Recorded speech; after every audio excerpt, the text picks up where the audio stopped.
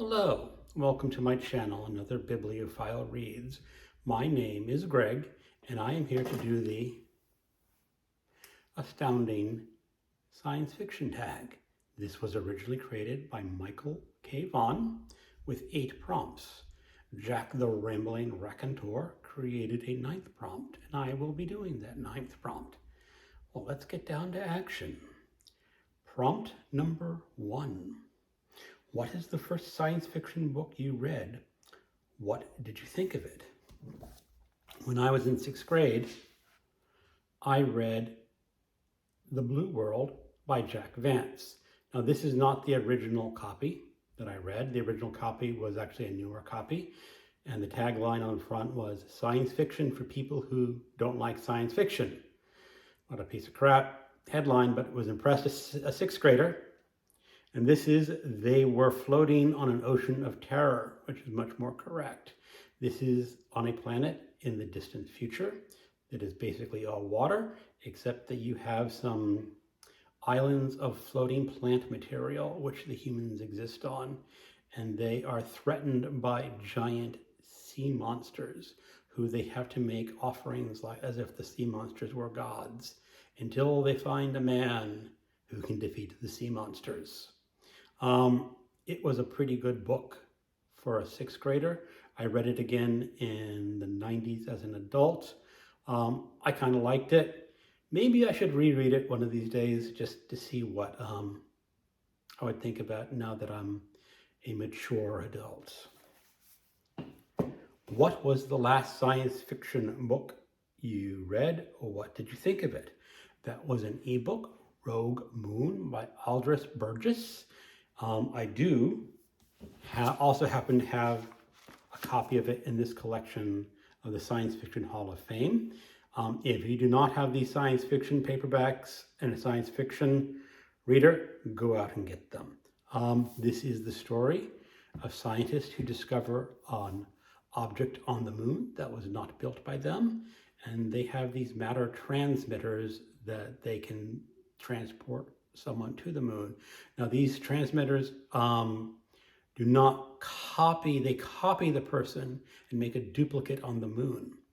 And so they send out these explorers into this object, but they keep dying until they find just the right candidate who they can send over again and again. And he keeps dying, or his copy keeps dying, but he keeps getting further and further into the object. It is a pretty good science fiction story for when it was written, and pick it up in this collection or on Kindle when it goes on sale for 99 cents or $1.99. Prompt number 3. If you love science fiction, what made you love science fiction? My first introduction to science fiction was the old bug-eyed monster movies. Them, the tarantula, the giant mantis, and so forth. There's something when I was really young that just was totally fascinated with giant monsters. This little girl yelling, them, them. Number 4, what is your favorite science fiction movie? Now I'm going to have a little bit of a confession here. I don't watch a lot of movies nowadays. When I was younger in high school, I went out to see all the movies in the movie theaters as they came out.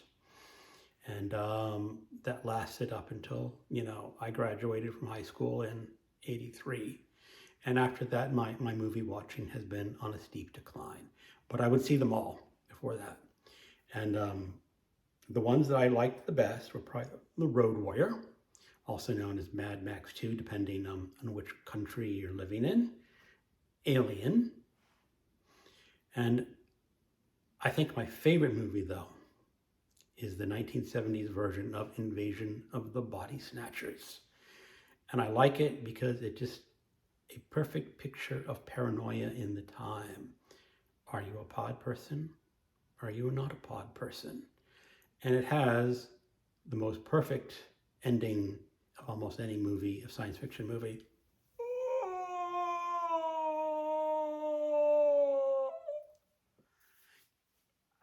I just love that ending. Prompt number 5. What is your favorite science fiction TV show? Now, again, this is probably not going to come as a big surprise, but I basically stopped watching television in the mid to late 80s after I got married.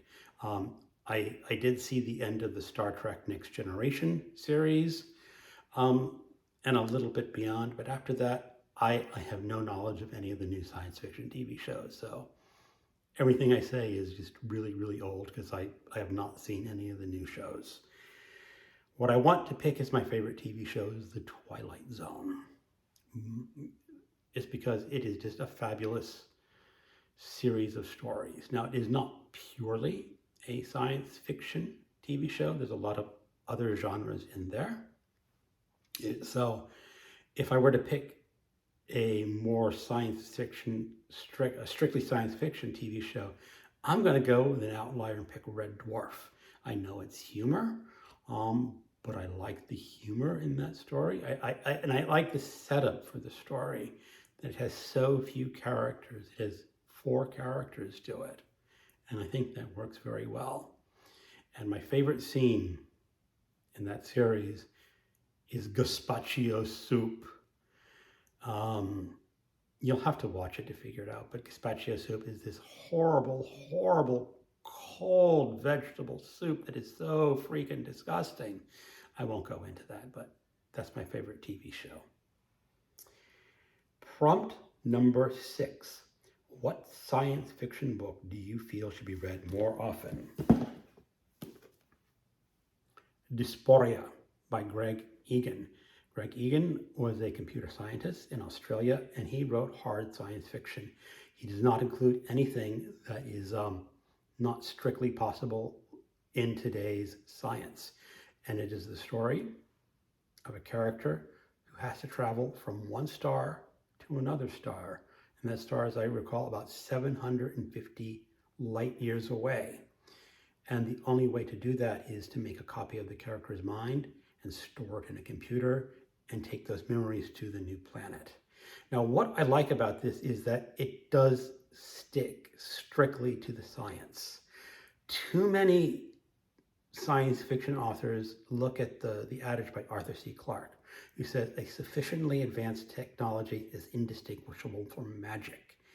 Too many authors just write magic and say, that's science we don't understand. That is not Greg Egan. He does follow science. So pick this up. He also has some very good short stories. I think this is probably his best novel I've written. I've read a few others, but this is the top pick for him. Prompt number 7. What is your favorite science fiction story? Now, I'm going to list a couple here that are candidates. Who Goes There? By John W. Campbell Jr. This was famously made into the movie The Thing in the 50s.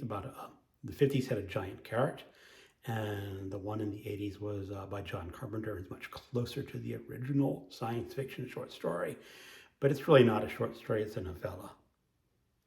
I also like The Marching Morons by J.M. Cornbluth. And this is a story of the future where it is overpopulated and you have to decide what to do with the overpopulation. And someone gets the bright idea to say that Venus is an inhabitable planet with food trees and clothes trees and everything that you would possibly want, just ripe for the picking. All you have to do is immigrate to Venus. Now, a smart person is going to go, that's a load of crap.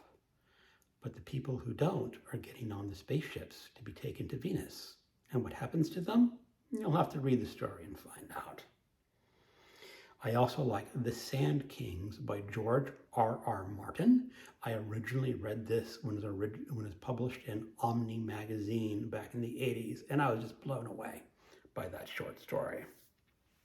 Another one that I really like is The Island of Dr. Death and Other Stories. Now, that is the actual story, title of the story, The Island of Dr. Death and Other Stories. And this is a story of a boy who falls in love with pulp stories. So if you like pulp stories and science fiction, pick this up. The last candidate I want is by Ursula K. Le Guin, and it is her very famous The Ones Who Walk Away from Omelas. And this is a story of a far future paradise, but there is a dark side to this paradise. And the paradise can only exist with this dark side. But some people cannot abide by this darkness, and they leave paradise. And it is a very great moral story, and I am going to pick that as my favorite science fiction short story. Prompt number 8. What is your favorite science fiction book? Now I'm going to tell you my 5 favorite science fiction books. Day of the Triffids by John Wyndham. I have an ebook copy and an audiobook copy, and this is of course about a post-apocalyptic London in the 50s and giant man-eating plants. Next one is Earth Abides by George R. Stewart, also written in the 50s, and this is again a post-apocalyptic story. This one is about illness, but in this post-apocalyptic there's no dark overlord, so there is no Randall Flagg to go messing around with people. There is only what nature will do to the remnants of civilization and what men will do to other men. And it is a fabulous look into what could happen to our civilization. There is Valis by Philip K. Dick. This is the story of horse lover Fat, his mental issues, his drug abuse problems, and possibly an alien satellite messing with people's minds. And is this a science fiction novel or is it not a science fiction novel? I actually like things that cross over and you cannot pick exactly what it is, but it is a fabulous book. I also like Dahlgren by Samuel R. Delany. This is a very literary science fiction novel. The first sentence of this book is the last half of a sentence, and the book ends with the first half of the sentence. So it's a little bit like James Joyce's Finnegan's Wake, but it is the story of a man who wanders into this mostly abandoned city that is possibly outside time. People from different timelines can show up in this place. And the kid, he's called the kid because he has no memory of who he is, but he picks up this notebook that was written by someone, and maybe he is the author of this notebook from a different timeline. So totally fabulous. I totally understand why some science fiction fans do not like this book. This book also has some very graphic sex. And that sex is not strictly heterosexual sex. So when I tried to read this when I was 15, I just couldn't cope with that. But as an adult, I can totally cope with that, that sexuality. And this is a very strong candidate for, well, my favorite novel. It was going to be my March of the Mammoth choice for 2022 until War and the Peace booted it out, but I will have to reread this sometime soon. And the last choice for me for favorite novel is The Time Machine by H.G. Wells, which is one of the first science fiction novels ever written. And I think this is just almost a perfect science fiction novel. It takes problems that existed in H.G. Wells's day, and he extrapolates what those problems could look like in the future. And the narrator and hero of this story is an ordinary scientist. He is no superhuman kung fu master. He is not a weapons expert.